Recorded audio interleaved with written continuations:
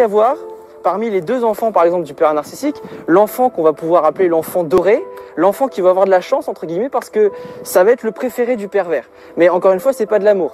Ça va être une astuce, un moyen, une stratégie pour manipuler l'autre enfant qui lui va être complètement négligé, qui lui va complètement être disqualifié. Il va lui dire regarde, prends exemple sur ton frère, prends exemple sur ta sœur, elle est meilleure, lui il est meilleur.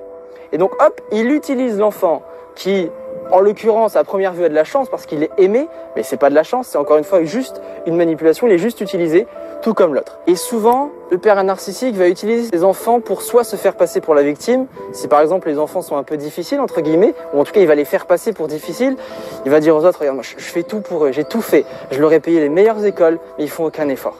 Là, il se fait passer pour la victime. Ou bien il va se faire passer pour le parent parfait. Si les enfants réussissent à l'école, il va dire, mais c'est grâce à moi. Je fais tout pour lui.